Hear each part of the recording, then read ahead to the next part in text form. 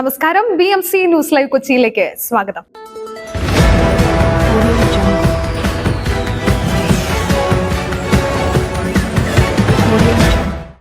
ഈ വാർത്തകൾ നിങ്ങൾക്കായി അവതരിപ്പിക്കുന്നത് Cochin Kalabhavan Angamaly franchise, powered by hi life Thottakattukara, Josh mall Mookkannoor, cleanser, BMC film production and Nazareth villas.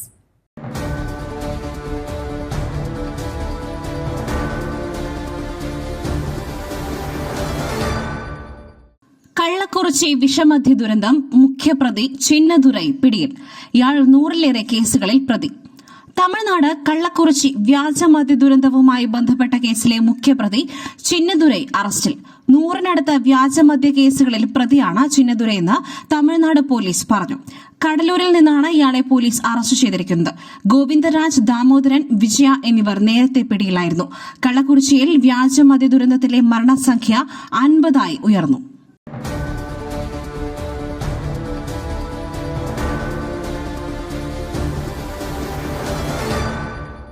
ഇടതുമുന്നണി കൺവീനർ പാർട്ടി വളയത്തിന് പുറത്താണ്.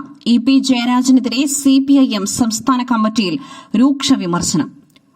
CPIM കേന്ദ്ര കമ്മിറ്റി അംഗം EP ജയരാജനെതിരെ CPIM സംസ്ഥാന കമ്മിറ്റിയിൽ രൂക്ഷ വിമർശനം. EP ജയരാജന് വിവാദ വ്യക്തിത്വങ്ങളുമായി അവിശുദ്ധ കൂട്ടുകെട്ടുണ്ടെന്നും ഇടതുമുന്നണി കൺവീനർ പാർട്ടി വളയത്തിന് പുറത്താണെന്നും സംസ്ഥാന കമ്മിറ്റിയിൽ പ്രതിനിധികൾ വിമർശിച്ചു. EP ജയരാജന്റെ BJP ബന്ധ വിവാദം ഉൾപ്പെടെ പാർട്ടിക്ക് തെരഞ്ഞെടുപ്പിൽ തിരിച്ചടിയായെന്നും വിമർശനം ഉയർന്നിട്ടുണ്ട്.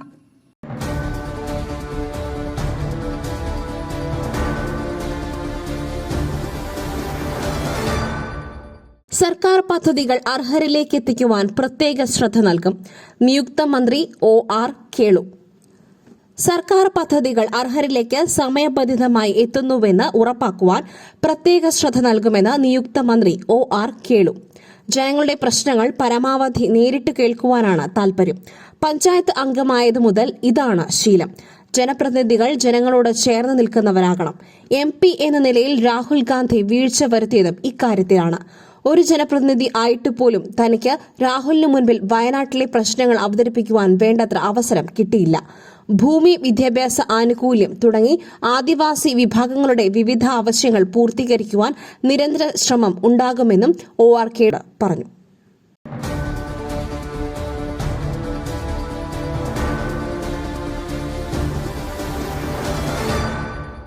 പ്രോ ടീം സ്പീക്കർ പദവി കൊടിക്കുന്നിലിന് നൽകാത്തതിന് വിവേചനം. കീഴ്വഴക്കങ്ങൾ ലംഘിക്കപ്പെട്ടു. KC വേണുഗോപാൽ.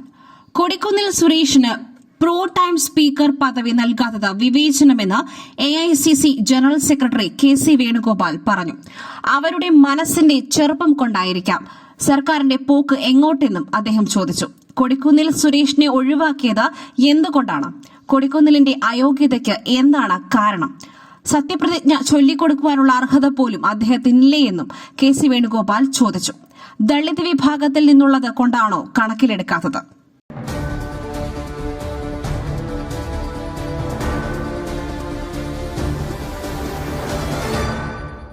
ഋഷി സുനക് അധികാരത്തിൽ നിന്നും പുറത്തേക്ക്. ലേബർ പാർട്ടി വൻ ഭൂരിപക്ഷം പ്രവചിച്ച് അഭിപ്രായ സർവേ. ബ്രിട്ടീഷ് പ്രധാനമന്ത്രി ഋഷി സുനക്കും കൺസർവേറ്റീവ് പാർട്ടിയും വരാനിരിക്കുന്ന തെരഞ്ഞെടുപ്പിൽ കനത്ത തോൽവി ഏറ്റുവാങ്ങുമെന്ന് 3 അഭിപ്രായ സർവേ ഫലം. ലേബർ പാർട്ടി വൻ ഭൂരിപക്ഷത്തിൽ 14 വർഷത്തിന് ശേഷം അധികാരത്തിൽ എത്തുമെന്നാണ് ഈ 3 അഭിപ്രായ സർവേകളും സൂചിപ്പിക്കുന്നത്. യുഗവ്, സാവന്ത, മോറിൻ കോമൺ എന്നീ സംഘടനകളാണ് സർവേ നടത്തിയത്.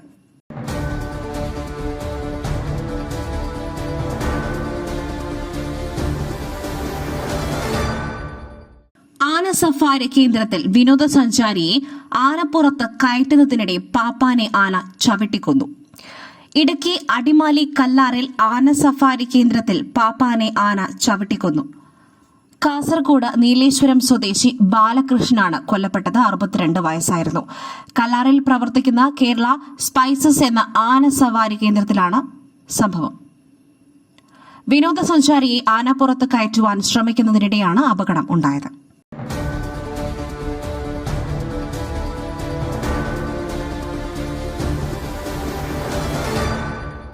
മലപ്പുറത്ത് റിമോട്ട് കൺട്രോൾ ഗേറ്റിനുള്ളിൽ കുടുങ്ങി 9 വയസ്സുകാരന് ദാരുണാന്ത്യം. മലപ്പുറം തിരൂർ വയലത്തൂരിൽ റിമോട്ട് കൺട്രോൾ ഗേറ്റിനുള്ളിൽ കുടുങ്ങി 9 വയസ്സുകാരന് ദാരുണാന്ത്യം. വയലത്തൂർ ചെലവിൻ സ്വദേശി അബ്ദുൽ ഗഫൂർ സജില ദമ്പതികളുടെ മകൻ മുഹമ്മദ് സിനാനാണ് മരിച്ചത്. ഗേറ്റിൽ കുരുങ്ങി ഗുരുതരമായി പരിക്കേറ്റ മുഹമ്മദ് സിനാനെ കോട്ടയ്ക്കൽ സ്വകാര്യ ആശുപത്രിയിൽ എത്തിച്ചുവെങ്കിലും ജീവൻ രക്ഷിക്കാനായില്ല.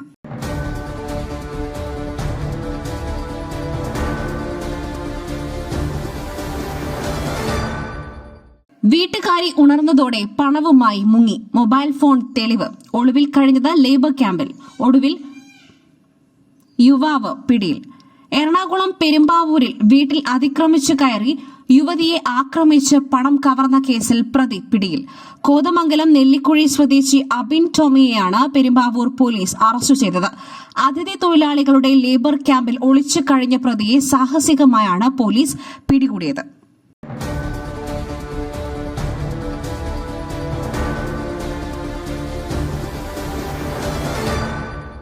അരവിന്ദ് കെജ്രിവാളിന്റെ ജാമ്യം റദ്ദാക്കണം ആവശ്യവുമായി ദില്ലി ഹൈക്കോടതിയെ സമീപിച്ച ഇഡി. മദ്യനയ കേസിൽ ദില്ലി മുഖ്യമന്ത്രി അരവിന്ദ് കെജ്രിവാളിന് അനുവദിച്ച ജാമ്യം സ്റ്റേ ചെയ്യണമെന്നാവശ്യപ്പെട്ട് ദില്ലി ഹൈക്കോടതിയെ സമീപിച്ച് എൻഫോഴ്സ്മെന്റ് ഡയറക്ടറേറ്റ്. നടപടിക്കെതിരെ കെജ്രിവാളിന്റെ അഭിഭാഷകർ തടസ്സ ഹർജി നൽകിയിട്ടുണ്ട്. ജാമ്യം ലഭിച്ച ദില്ലി മുഖ്യമന്ത്രി ഇന്ന് പുറത്തിറങ്ങും. ഉച്ചയോടെ തിഹാർ ജയിലിലെ നടപടികൾ പൂർത്തിയാക്കി കെജ്രിവാൾ പുറത്തിറങ്ങുമെന്ന് AAP നേതാക്കൾ അറിയിച്ചു.